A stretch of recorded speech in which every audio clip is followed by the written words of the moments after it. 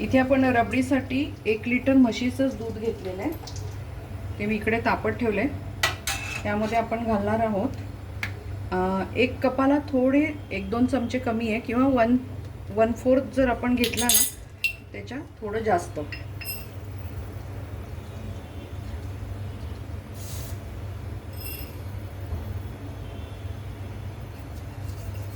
खरं म्हणजे अर्धी घालायला पाहिजे, पण काय होतं हे पण गोड आणि आपली रसमलाई ती पण गोडच राहणार आहे, म्हणून दोन्ही गोड गोड होणार, म्हणून थोडीशी कमी घेतली साखर. पाऊण कप घेतली. तर इथे आपण आधीच साखर घातली आहे. आपल्याला ही रबडी करायची आहे, पण घट्ट नाही करायची, थोडी पातळच ठेवायची आहे. त्यामध्ये घालतोय आपण वेलचीची पूड आणि केसर, आणि याला आपण चांगलं उकळी येऊ देऊ आता.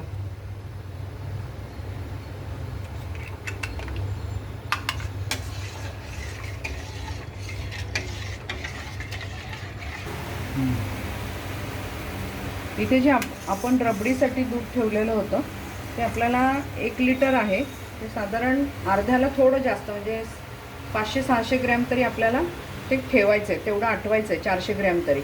तर जास्त घट्ट नाही करायची, रबडी आहे पण ती घट्ट नाही नको आहे आपल्याला, पातळ पाहिजे, कारण ती त्याच्याशिवाय शिरणार नाही त्याच्यामध्ये गोळ्यांमध्ये. म्हणून याला आपण 10 ते 15 मिनटं आपल्याला उकळवायचं आहे ते.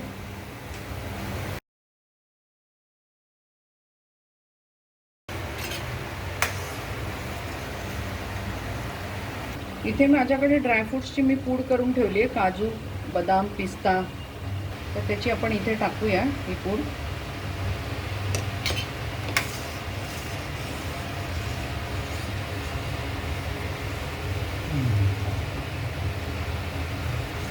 थोडीशी जरा 5 मिनटं उकळी येऊ देऊ आणि आपण बंद करूया, कारण हे गार झाल्यानंतर परत घट्टच होणार आहे. आता आपण ही जी पावडर टाकली त्यामुळे थोडी उकळी येऊ देऊ आणि बंद करू. ही आपली रबडी झाली आहे, कारण आता ही गार झाल्यावर अजून घट्ट होईल. तर मी केला आहे गॅस बंद.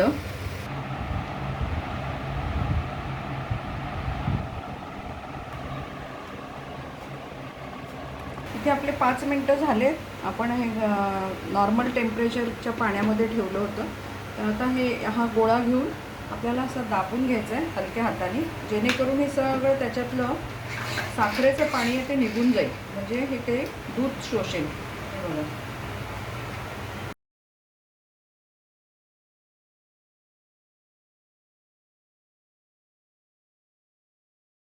आपली रबडी गार झाली आहे.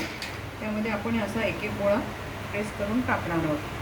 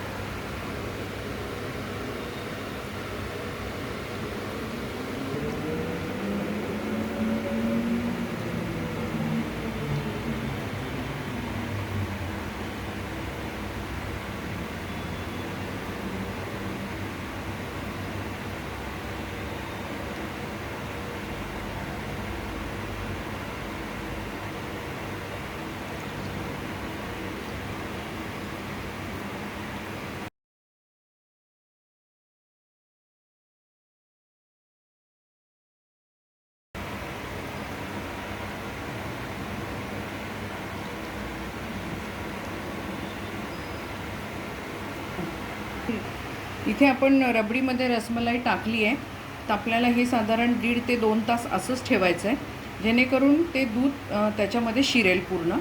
मग आपण नंतर बघूया. तर हे फ्रीजमध्ये ठेवलं तर जास्त चांगलं.